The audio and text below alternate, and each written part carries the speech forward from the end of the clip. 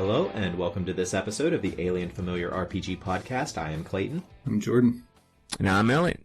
And before we get started, you can find show notes and more at alienfamiliar.com. You can email us at alienfamiliarmedia@gmail.com. We are on Facebook at facebook.com/alienfamiliar.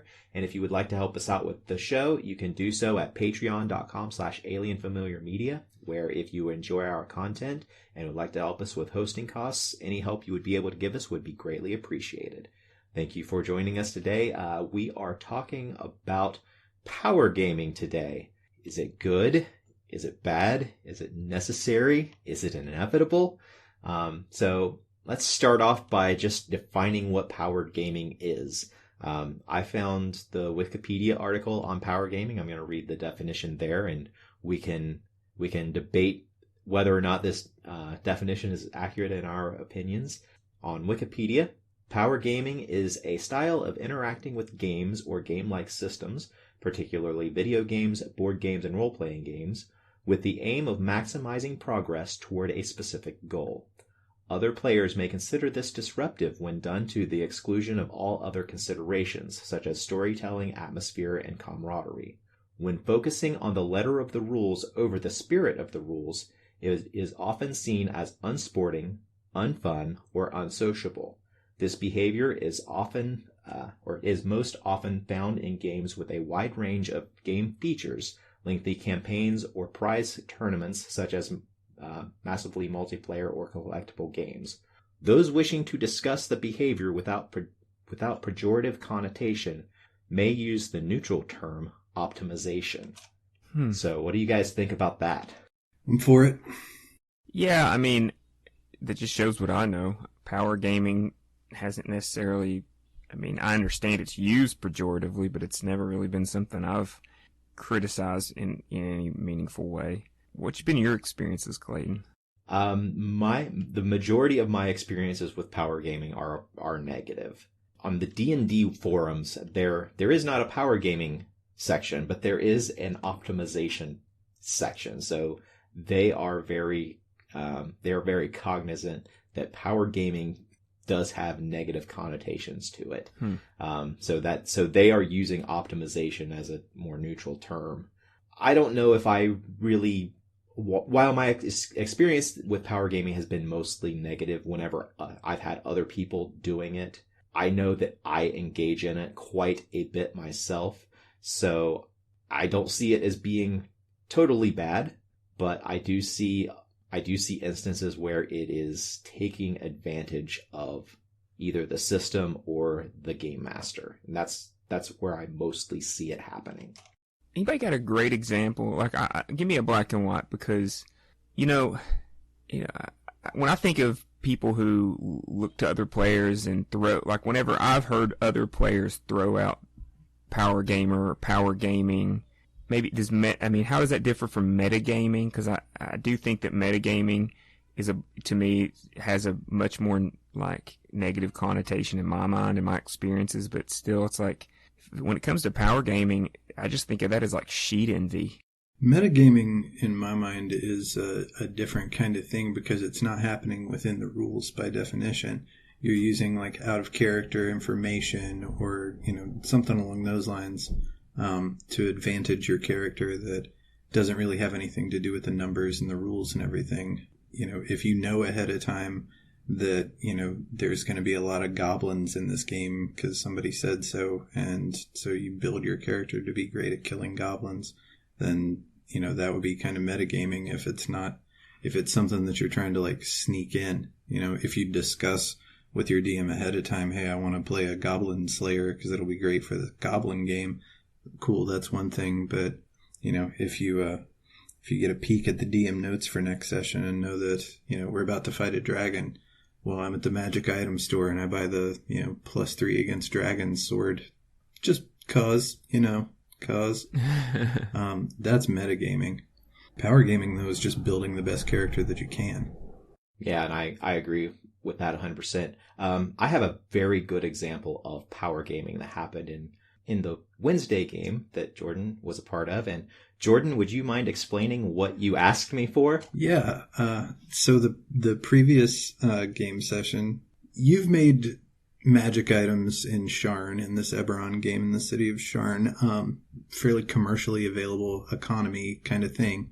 So though we have to wait a while to order our magic items, they're, kind of made to order.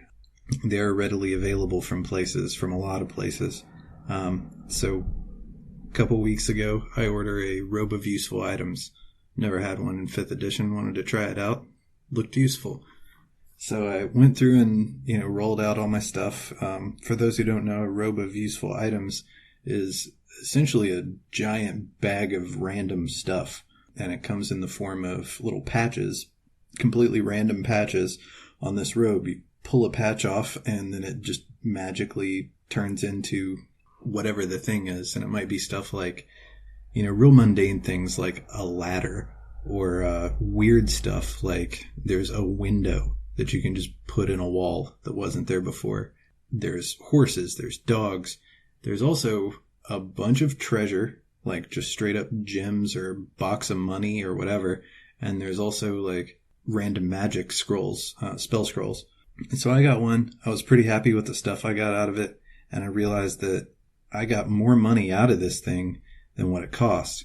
And because of a big heist that we'd pulled before, we're all fairly wealthy characters. I mean, we're, 5th level? And my character at the time had, 7,400 gold pieces, something like that to my name. We're fairly wealthy. You guys, when you were still 3rd level, I gave you a payout of for the entire party of nearly 60,000 gold pieces. Like I said, fairly wealthy. So I was like, hell with it. We're in a big city that's got a booming magic economy. I wanted to know if I could order 74 robes of useful items. They're 100 gold apiece. I have 7,400 gold. There's a lot of people churning these things out. You said yes, with the condition that I roll all of those items. Now there's, if memory serves, 4d4 random patches in addition to a basic amount of items on every one of these robes. And then you've got to roll on a table for each one of those patches you get, the 4d4 patches, to figure that out. So, yeah, you said I have to roll it, which of course I wanted to roll it, so I was glad of that. I wouldn't want some other weird system. And so I sat down and wrote a quick JavaScript program that would randomly generate all this and then spit out the list for me. It took maybe an hour. Of course you did. Yeah. And I, screen shared with Clayton, showed him my terminal window, and executed the program, and it immediately spit out all my items. After liquidating the stuff I don't want and just counting up the straight gold pieces and all, I think I went from 7,400 gold to start with to now I'm just shy of 100,000 gold. Yeah. Oh. Yeah. Well played. Thank you. So what's wrong with that? Tell me what's wrong with that. Did I hurt anyone? Did I step on anyone's fun? I'm going to put you in my perspective Okay. now during this entire thing. You say your thing, hey, can I buy 74 robes of useful items? I'm sure I let my finger off of my push to talk, and you guys just heard a long, pregnant pause. But in reality, I was going... Why? Why did that cause you distress? Here's why I initially allowed it, is because you have said many times on this podcast, or you have made allusions to, that there are times whenever I am just a little too strict with the rules, that I sometimes curtail things probably more often than I should. So I had that in mind, thinking, okay, I don't want to completely cut Jordan's fun off at the knees. Don't let him get in your head, Clayton. It's a stratagem. And then I thought, I had decided a week before that how long the campaign was going to last. So currently you guys are on your second to last mission of the campaign. Oh shit, I didn't even know that. So I was like, right, I never said. So those two things were in mind. I was like, okay, this isn't going to do so much damage to the campaign that that it's going to derail everything. So I allowed it. Immediately after I said that, Chris said, "I thought that kind of thing was frowned upon," and I immediately regretted telling you yes. The reason why is because it went against the spirit and intent that I had presented the rules to in the game up until that point. And at least for Chris, it went against his established expectations of what the game was. I agree with Chris on what those expectations of the game were. Can you illuminate some of those, what you mean by that a little bit? I guess give us a little context. Yeah, because what were those laid out? Every time we've had a downtime, we've all looked at, if we've got, it takes like 2 weeks to get a uncommon magic item, which is what a robe of useful items is. The higher power ones are, 6 months, a year, whatever it is, way too long outside of the scope of the game. And so every time we've had a downtime, anybody that wanted some magic items made, they've purchased whatever they wanted to their heart's content. So yeah, what was the indicator that was frowned upon? Because he didn't think of it.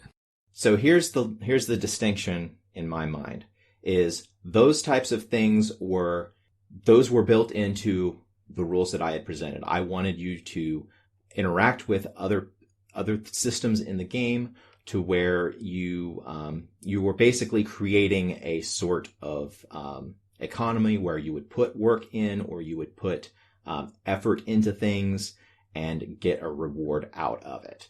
And I didn't want to go so overboard that I was just allowing you to basically get I'm not trying to run a Monty Hall game, despite the fact that I gave you like nearly 60,000 gold pieces at 3rd level.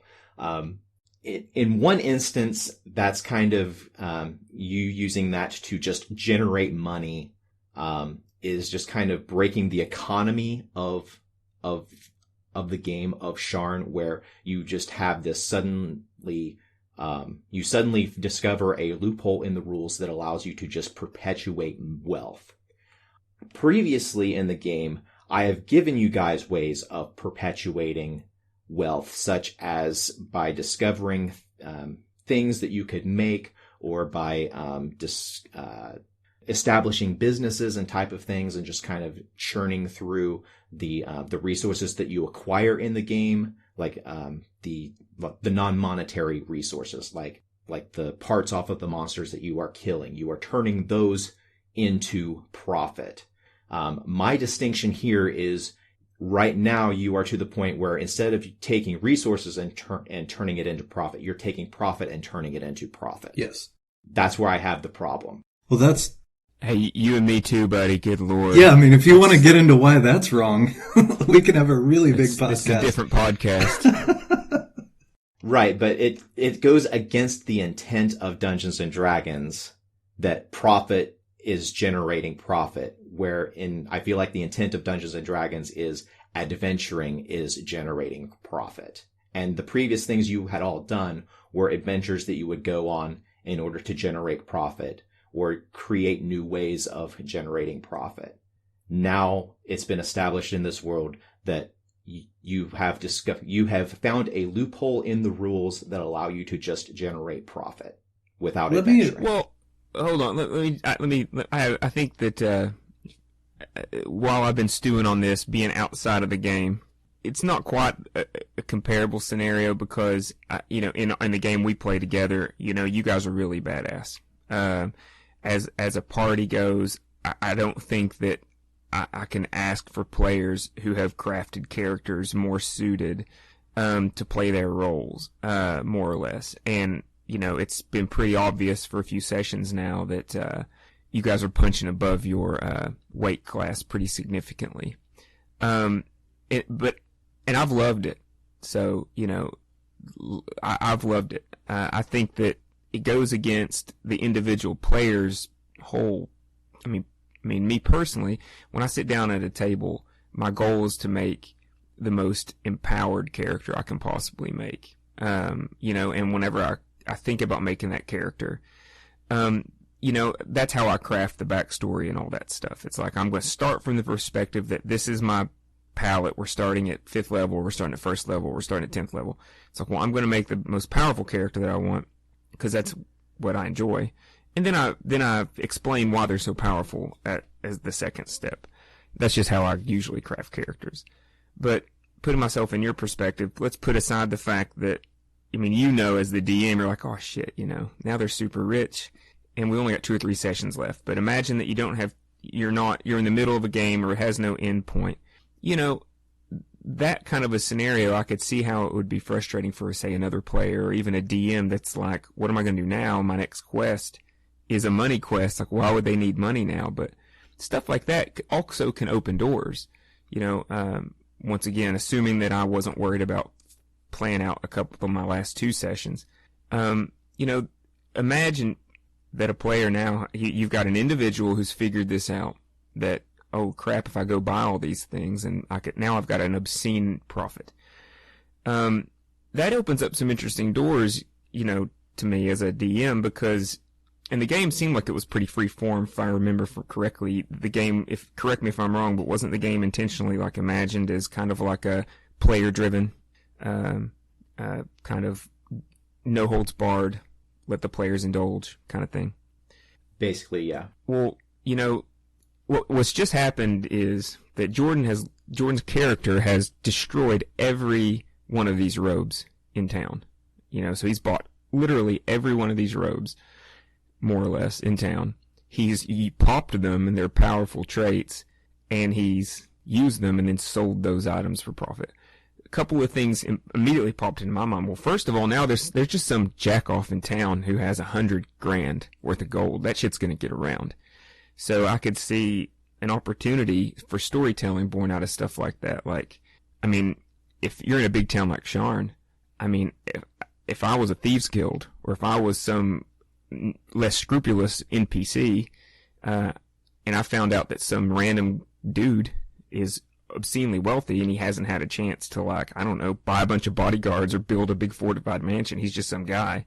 Well, that would be a great opportunity to, well, create an NPC specifically to go, I mean, knock him over, you know. So next thing now, Jordan, if it was me, I'd be making sure Jordan was looking over his back. Well, then also, whoever's creating these things, well, maybe there's like a guild that makes magic items. I'd say that they would kind of get pissed off now that the supply of all these magic items. What would be the consequences of all those being no longer in existence in the town? Do people have to make them now? Do the price get inflated for the ones that Jordan didn't buy up?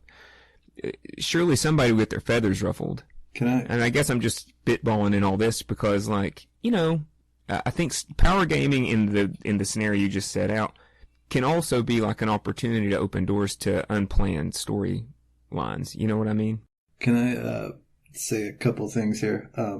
For one thing, the way that it was explained to me is that each one of these magic items that we are buying are made to order. These are custom jobs every time, and that's why there's, you know, a 2-week waiting period or whatever. Some fucking wizard is sitting there building the robe for me. So it's not like there was a stock of them anywhere. I've asked about that. The other thing that I want to point out here is that if we were in a more traditional Dungeons and Dragons setting, I would agree with you, Clayton, about what those kinds of D&D games are meant to be about. But Eberron is not Greyhawk by a damn sight. And the place that the culture is, especially in Sharn, is way more advanced than what you see in most D&D worlds. It's arguably a steampunk kind of setting more than anything. And, I mean, you've got magical trains, you've got magical flying ships that are connecting the world together, you've got newspapers, you've got a telegraph system, there's fucking robots walking around. Like, this is not, you know, the 1400s with magic. This is closer to like the 1890s or 1920s even with magic. And The entire advanced civilization of Eberron is built on powerful wizards and groups of wizards who have done exactly this type of thing. They've taken quote-unquote loopholes in the magical system that exists in the universe of D&D and figured out how to dial it up to 11 and make whole monopolies out of, whole industries out of these weird little phenomena. And I don't think that this is way outside the bounds of what you would expect people to do in something like this. I mean, it's a capitalist world. It's got all these weird kinds of opportunities where people can exploit things. Like, this is robber baron behavior more than anything else. There's not a big difference between shit like this and, Jay Gould trying to corner the gold market, or, fucking Henry Ford figuring out the assembly line. Like, do what you want there, but, JP Morgan or whoever you say, it's people who are figuring out how to make their existing big pile of money go exponential because of weird quirks in this stage of civilization development that nobody's exploited yet. And then that becomes the new normal. So go ahead. Would this be wrong if it was in a different context of a different setting? Would this be wrong if Jordan had done this in Greyhawk? I don't want to address that just yet.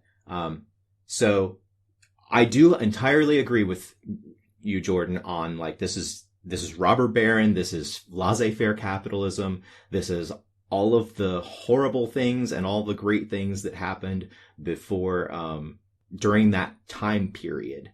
But you have discovered the Philosopher's Stone that transmute base material into gold in this setting where everybody else is doing laissez-faire capitalism. Mm-hmm. That's the distinction I'm seeing. You're not engaging in the capitalist system in that you are exploiting any other resources but then I just know how to make an infinite amount of gold given enough time. No, there is no interaction with the system, with a greater system. That actually happened in the real world around this time. They created the Federal Reserve. It's actually, that's basic trade. In my mind, if we're going to compare it to a real world, that exact situation was happening in the Middle Ages. There was nothing modern or revolutionary or high capitalist about, buying cheap and selling dear.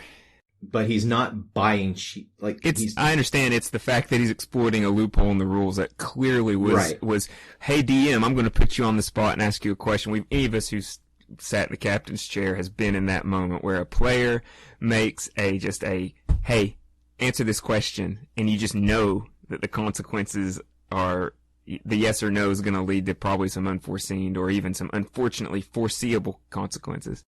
But once again, I'm not convinced that, I'm still trying to figure out where this isn't totally an additive part of the game. Yeah. And let me just say one thing from, a in-character perspective here. This character I'm playing is a robot. He's a warforged, and he's, doing everything he can to basically build a computer. I want to be in that, Charles Babbage difference engine, early stage computer development using D&D magic. It's been my driving goal with this thing all along. And there is a guy named Nick Bostrom, who's an author and a physicist, and he has talked a lot about AI, and he's famous for this notion of the paperclip maximizer, paperclip maximizer. And the idea is, if an AI given just the simplest kind of, make as many paper clips as possible kind of instruction, might then take it to this absurd degree that humans wouldn't even consider, where it starts figuring out how to, crunch every single atom in the universe into paper clips, and just runs amok. And that's what I was thinking when I decided to do this. I was like, if I was a fucking robot hell-bent on a goal and completely aware of, the absurdities that happen from rapid iteration and exponential increase, what in D&D could I use to do that? To build a big fortune, to build a fucking AI, put it inside a Warforged Colossus and, create the robot god. let's talk about the other players real quick. So now that we know, now this is a really good example. So putting ourselves in Clayton, you can tell us because you have the other players. I don't know them.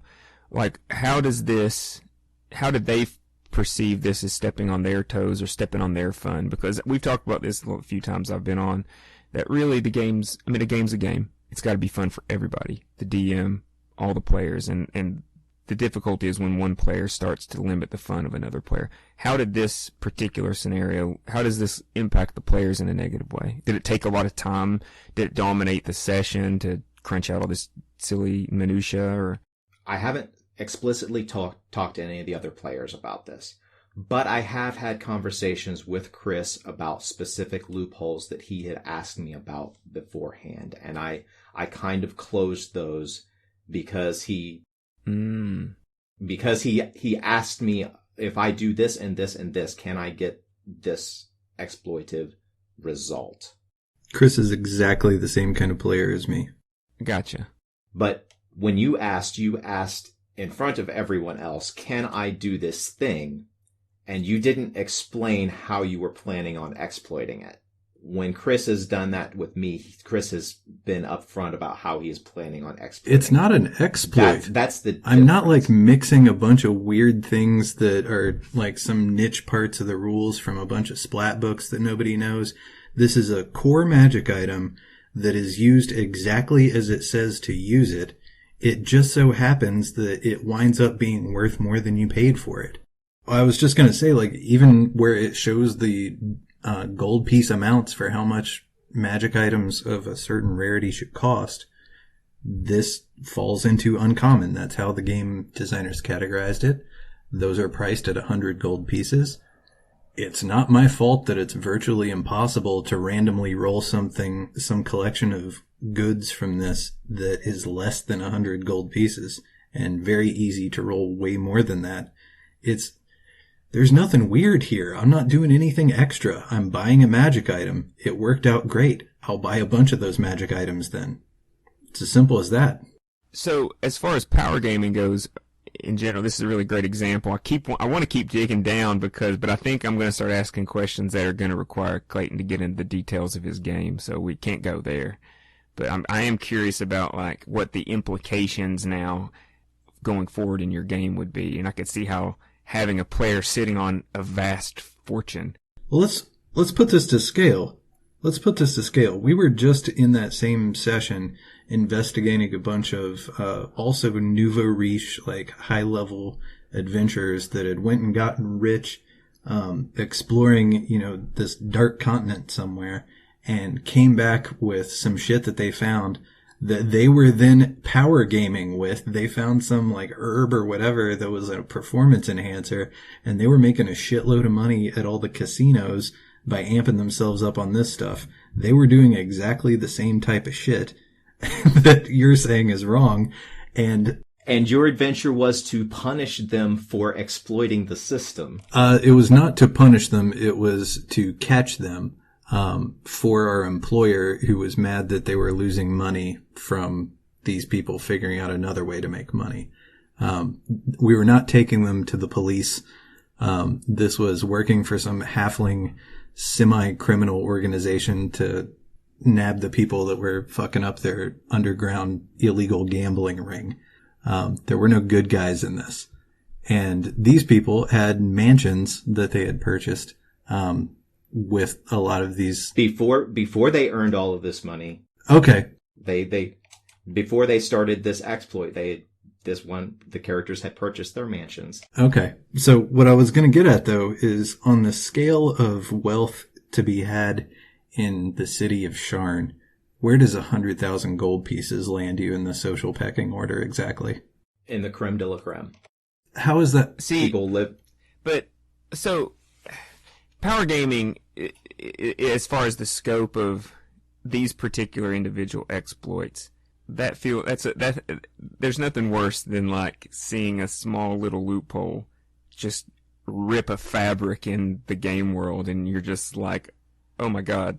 As a DM, you're just like, how do I patch this? And I'm like, oh no.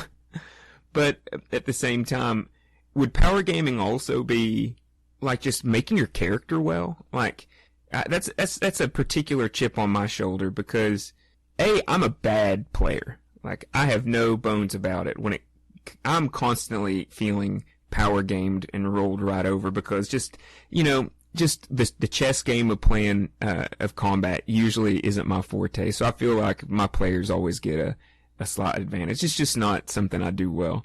I think a lot of people struggle managing large groups as the baddies, when in games. But if you've got a large group of enemies, the DM was always just cognitively at a disadvantage because they're managing all these other factors and they're managing the players. So, but as far as interplayers things go, I've never really understood the one player getting chapped a little bit about another player who happens to have a more effective character.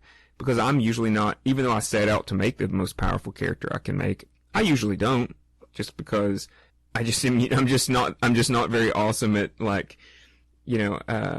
of reading every rule book, finding a perfect example, I think, and this may be more rule breaking, but like in another game that we've played and that I'm playing in, there's a player who, the DM set out a rule, core book only stuff, right? And then like 2 sessions into it, looking at the character sheets, the DM realized this player used a completely off-script set of books. You know what I mean? He power gamed a character that wasn't even contained in the player's handbook just because he wanted to make this particular setup. And so he used all these outside resources because he couldn't make the character within the bounds of the player's handbook. That's kind of power gaming run amok. But, when one player, is that the kind of power gaming that's usually the power gaming I hear people complain about? And to me, I've always been on the side of, well, it sucks to suck. Well, that guy you're talking about's not even playing a valid character, so that guy just loses. That's more cheating to begin with. Yeah, but yeah. That's the power gamer I've ran into. I'm gonna make the most powerful character, and if I need to sneak in some stuff from other places or assume a optional rule is a real rule, that's the kind of stereotype of the power gamer that always bugged me. But if you're staying within the bounds of the game itself, I've never understood when one player just is awesome, been out. Maybe this is more a DM versus player thing, but player, I've always honestly, I've been annoyed by the people who complain about other characters. You know what I mean? Yeah. Who wants to play a shitty character? Right. What's the point of that? And it doesn't matter if you're. There's a bunch of different ways to power game. You could make this awesome combat machine that sucks at everything else. Sure. You could also make this unbelievably good face character that can just talk anybody into anything, or any number of other goals that you might have for your character. I've seen builds that are just about stealth and getting an unbelievably high stealth score so that nobody can ever fucking see you.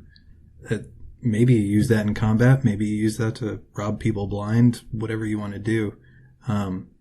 But yeah, I don't see why you would want. There's no nobility in playing a shitty character. You don't get any extra points for that. And since the game is all about determining whether or not your idea gets approved in the consensus reality of the game continuity as having happened the way you wanted it to, the only way you can do that is by having numbers that are high enough and a random roll that favors what it is that you're submitting to be the future of the world. And so if you're not good at that stuff, if you don't have a character built to do what you want to do, you're just playing less. Your ideas are not manifesting in the game world at the same rate of other players. So suck less. Yeah, go ahead, Clayton. It becomes a problem for the other players whenever the power gaming, the optimization, in some way curtails what they are able to do. So, as an example, if you created a character who was maximized, optimized, power gamed for being a social character, and that character went into every situation and used that in order to completely nullify everything else, to to always talk past the bad guys, to always talk down a potential combat, then that character is taking away from the enjoyment of the characters who are built to go in and hit things. And if the characters were kind of made in a vacuum from each other, they weren't collaboratively made, then yeah, the characters who built their combat monster characters, they're losing out on their fun of the game because this one player has decided to optimize in a particular way. And I see power gaming as being a problem whenever it is that type of one player's fun is in some way trumping another player's fun. That's not a problem with power gaming. That's a problem with player behavior. That would still be a problem even if the player sucked at making a character in that system or just didn't bother to min-max towards what they wanted. That thing comes up for shitty characters too.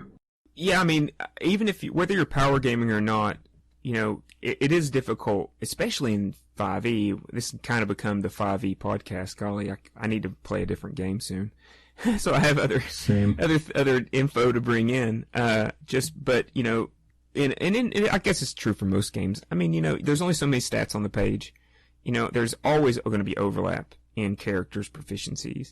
And, me personally, sometimes as a DM, one of the things I think I fail as is opening up too much to whole groups and relying on whole groups of people rolling towards one outcome, hoping that one of them gets it. Because, if you do make a character who's built on, like, we'll call him the face, the character who's good at social interaction, and yet, in those situations, there's 5 players or whatever against this one person, more often than not, I will default to like, well, I really want them to succeed, so everybody roll persuasion. And, even if you're great at something, you can't always be great.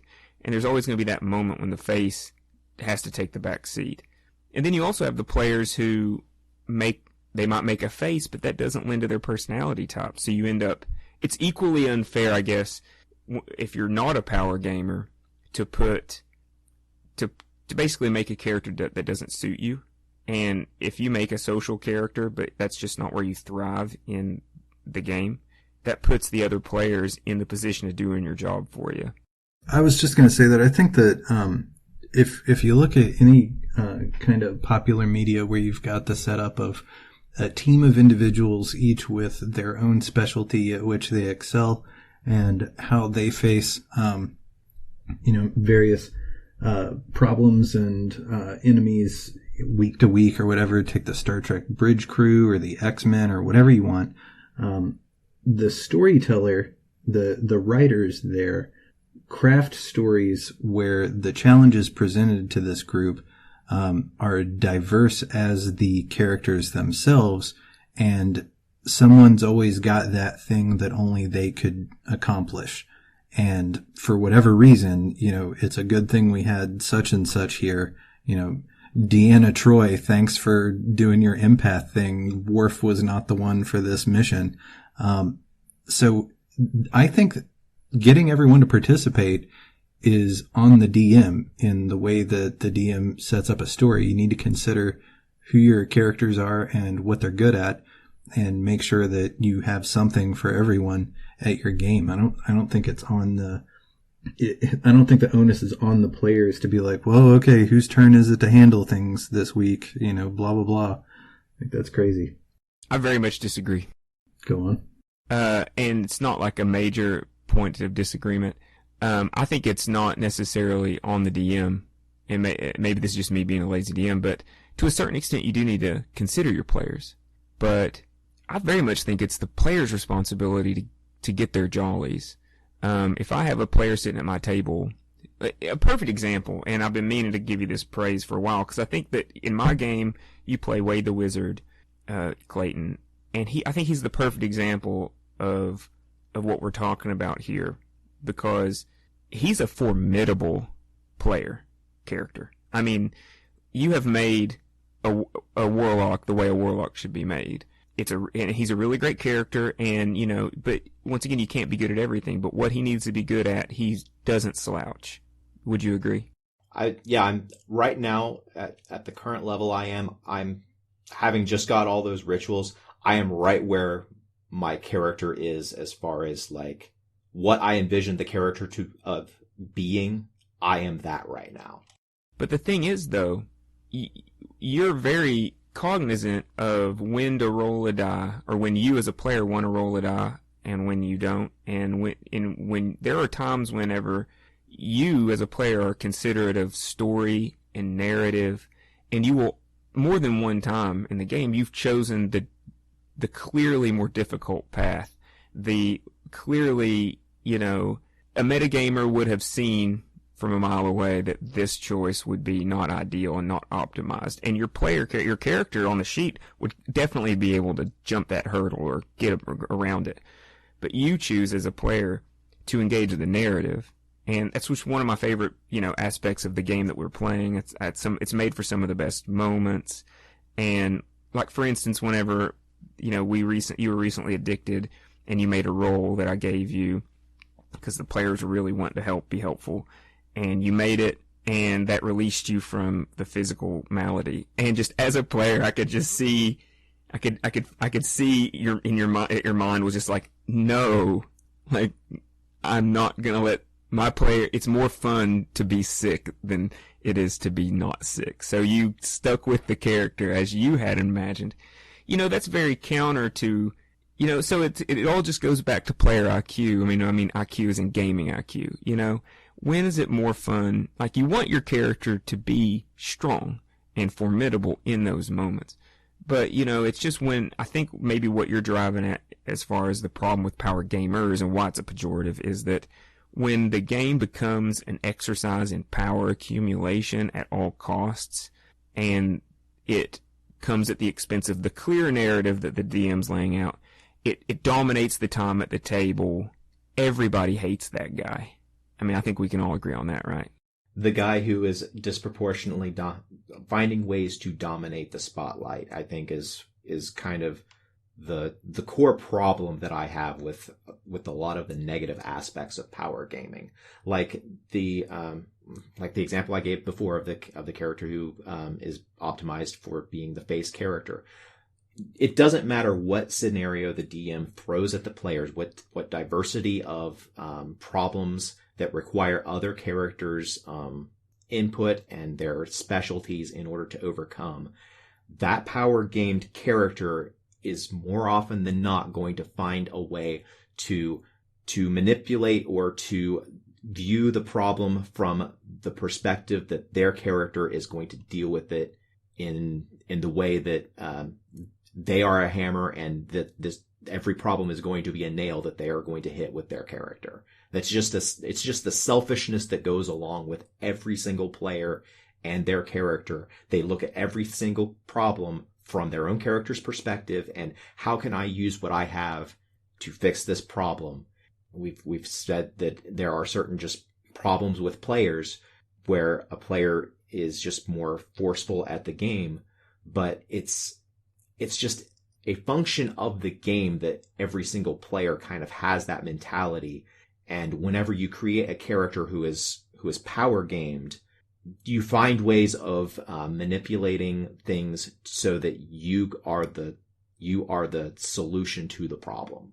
Well, guilty as charged, I gotta say, as a player. I that's something I've had to grow out of as a player, and I still find myself pulled in that direction.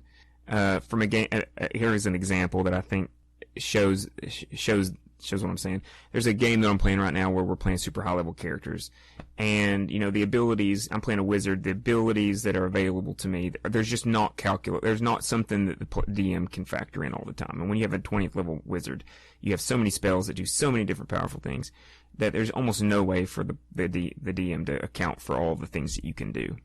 And so there is a certain amount of trust that the DM needs to have in the players that honors the fact that, hey, I've put a lot of work, I've made a storyline, I've done prep.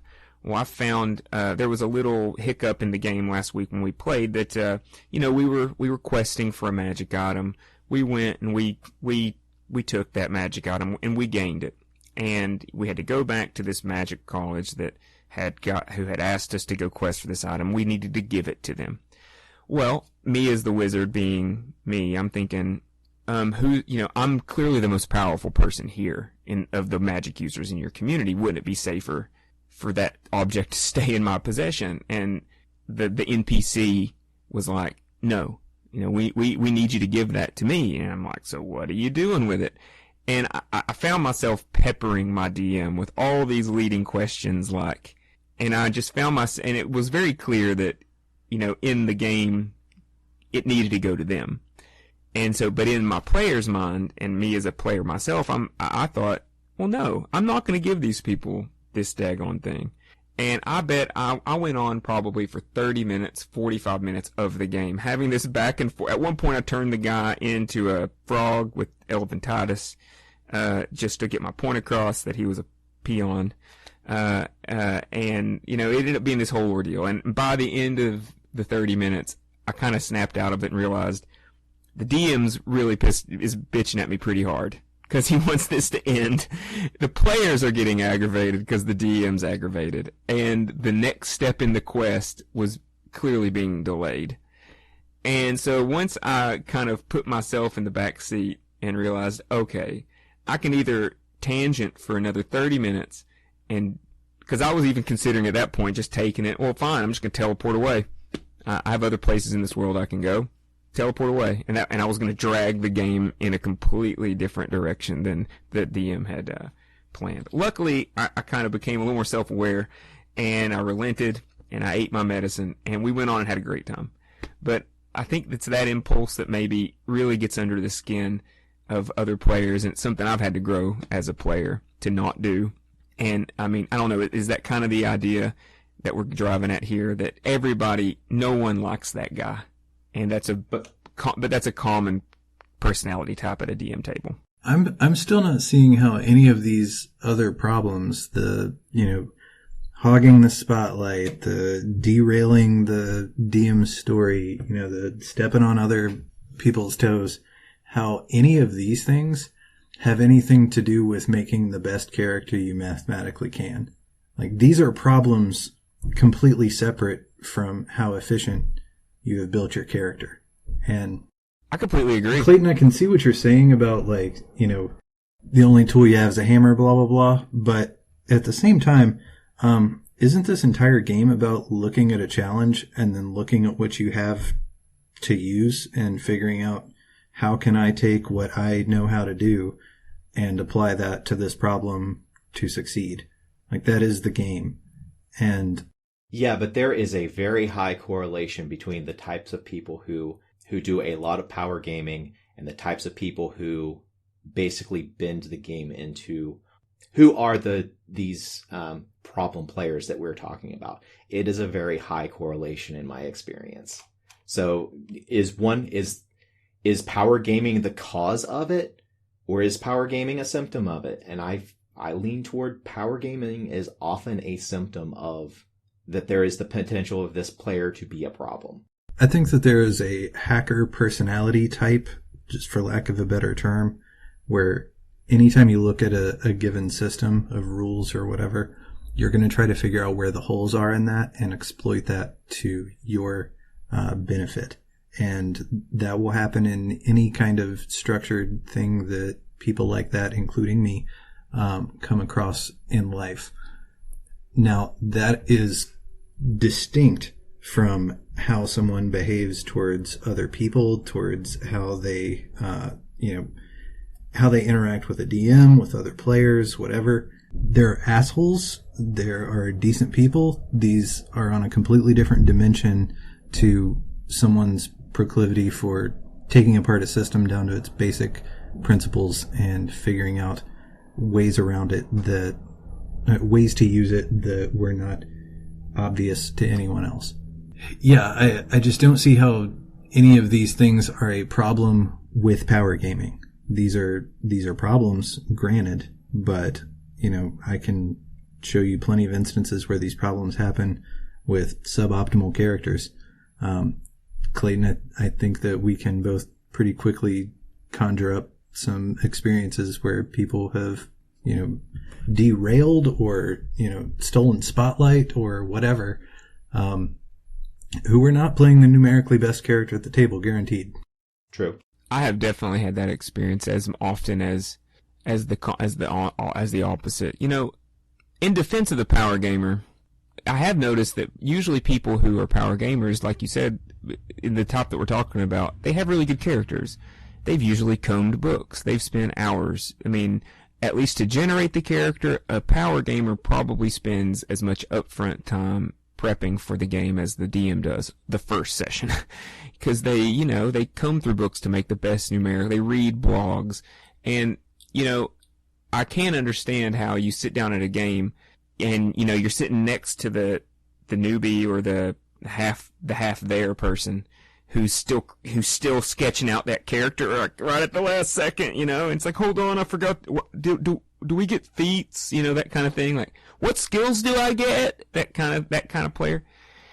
And whenever I'm the person ready to go and I'm sitting next to the person who is clearly less invested, as a player, I really don't mind running over that person, and should I, because I very much disagree with the idea that, you have a collection of players at a table and it's the DM's job to factor in their fun.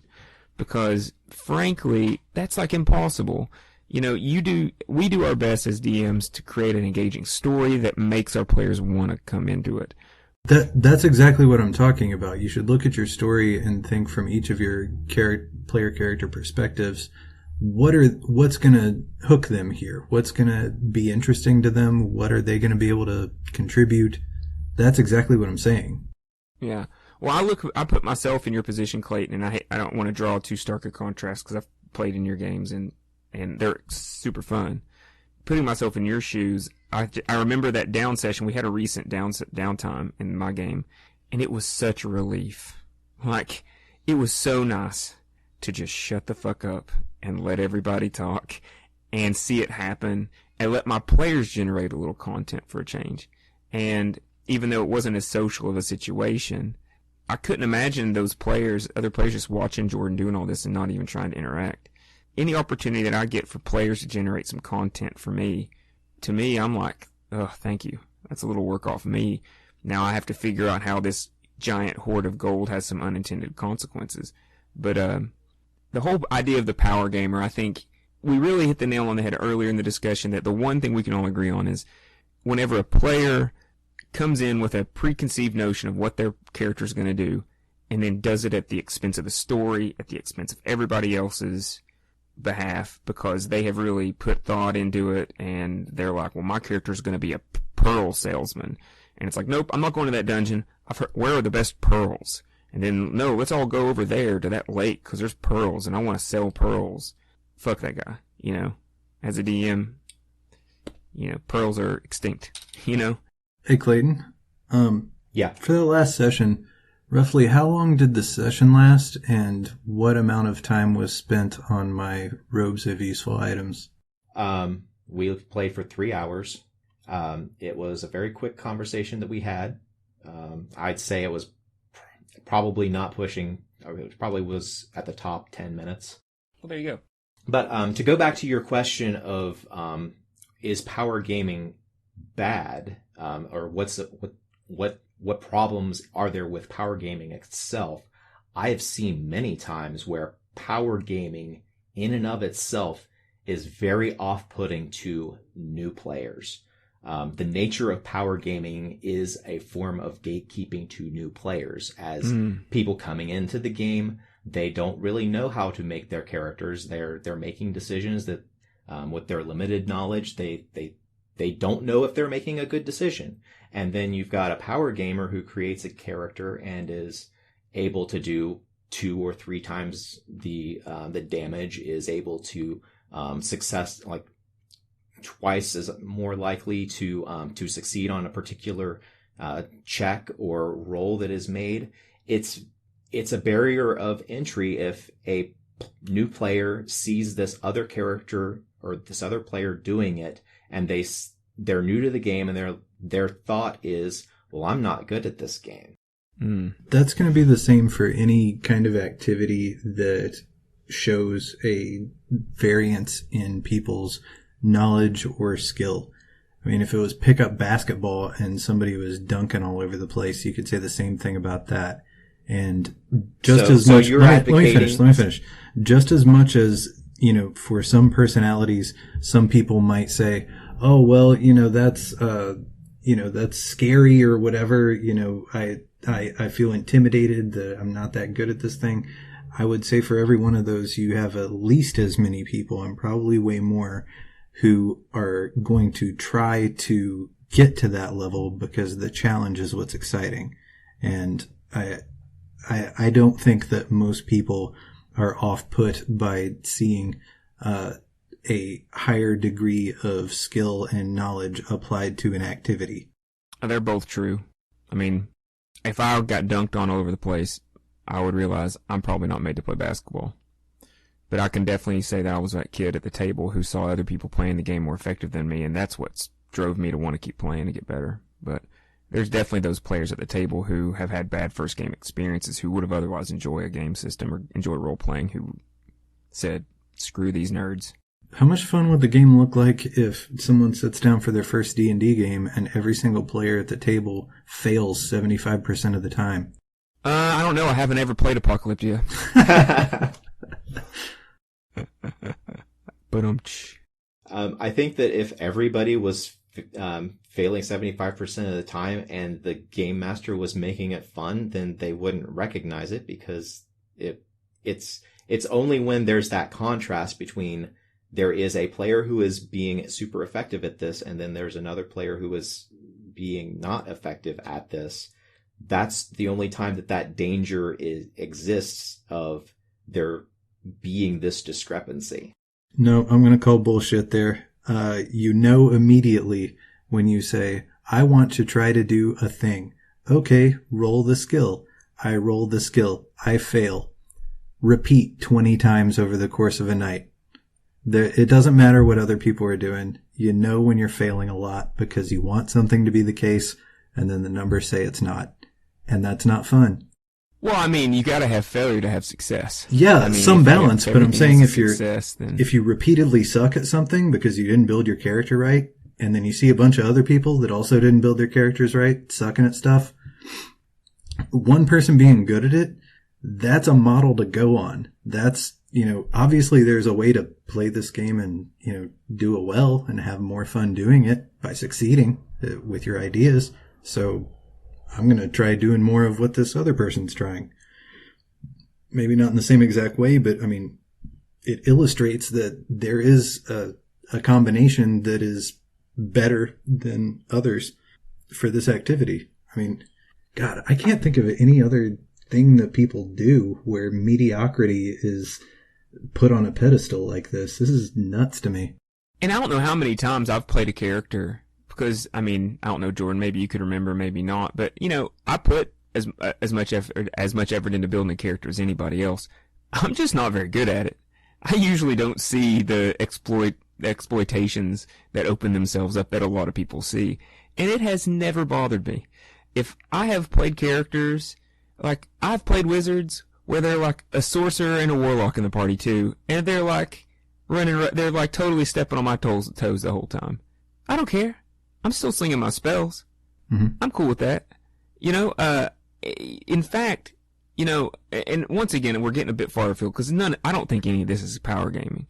If you're playing the best character, like I've played plenty of times with players who are so similar to my class that they might as well be the same. I mean, think back to 3rd edition and even 5th edition, sorcerers and wizards. I mean, yeah, there's a difference. Not really, though. Mm-hmm. I mean, you're really playing the same role. I mean, any caster is going to step on the toes of the other caster in some ways. I'm still a different character. It's still, I always made sure at that point to do something kind of along the same lines that Wade does, or that Clayton does as Wade, is, I latch on to other aspects of the game in the role-playing scene. That's why the role-playing's there, is that I don't care how, because I don't see your stats as a player, as a character. I don't actually know you're better than me. If my character thinks I'm better than you, but they're not, then my character still thinks he's better than you. So I'm going to I'm going to edge you out and like elbow you. And no, I'm good at social interaction, so I'm going to take the lead in talking to this guy. In fact, I very rarely see the person who's actually best suited statistically to be the face actually be the face. Usually that has a lot more to do with player personality types. Mm-hmm.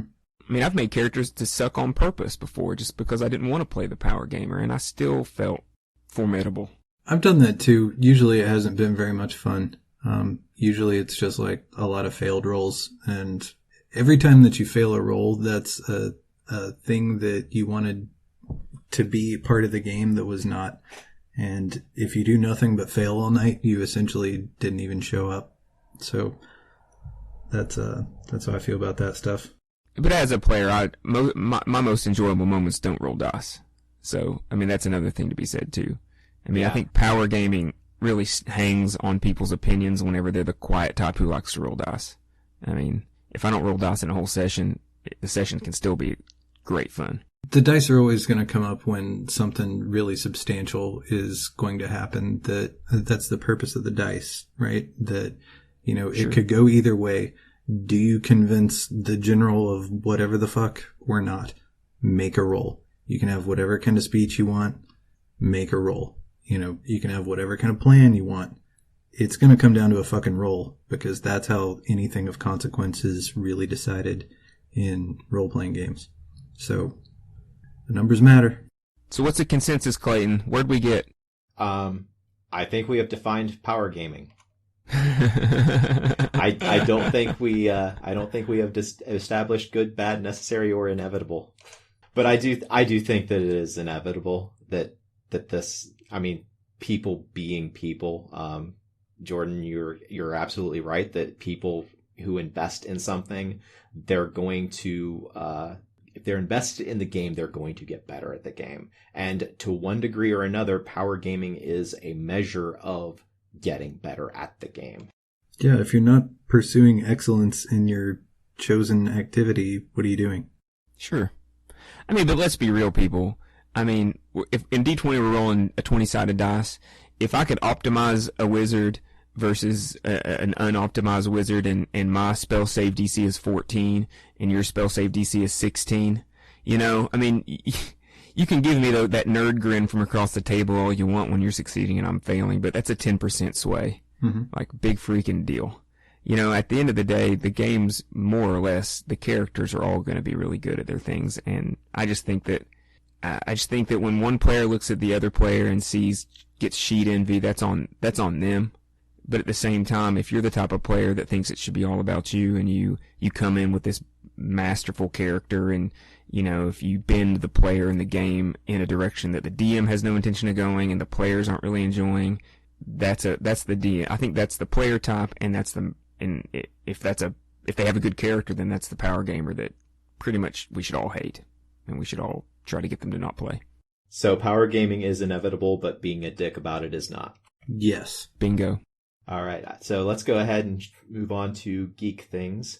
I've got a couple movies that I've watched on Amazon, maybe on HBO. I don't remember because I have HBO through Amazon. One of them is the Invisible Man that came out earlier in 2020.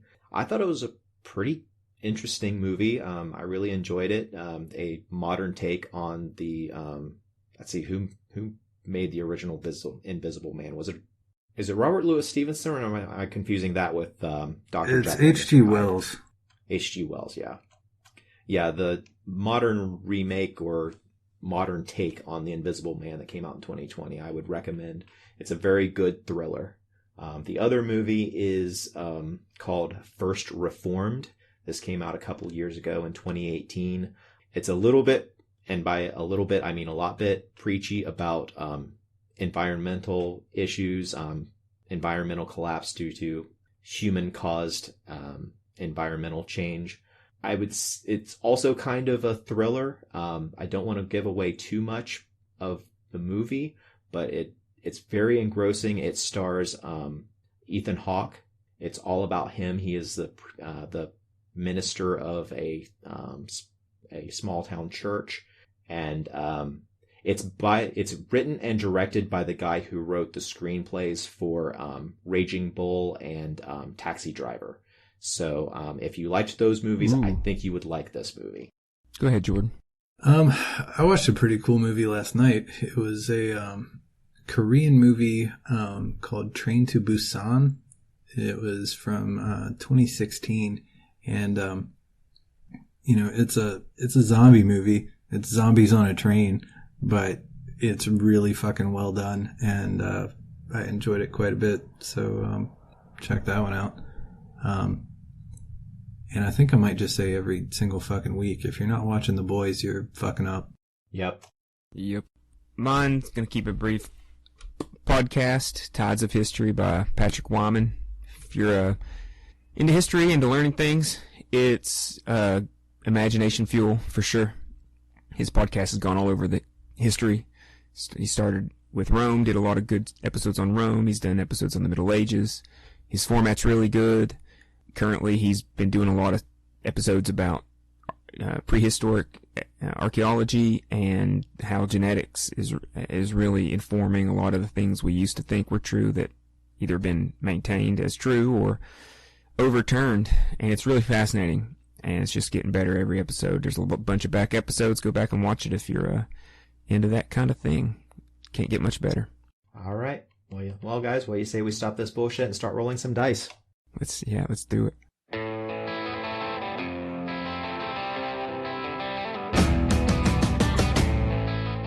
This has been a production of Alien Familiar Media. You can find past episodes and more at alienfamiliar.com. You can email us at alienfamiliarmedia@gmail.com. This production is protected under a Creative Commons non-commercial attribution, no derivatives license. Music for this episode is Suburban Outlaw by Forget the Whale and can be found at freemusicarchive.org.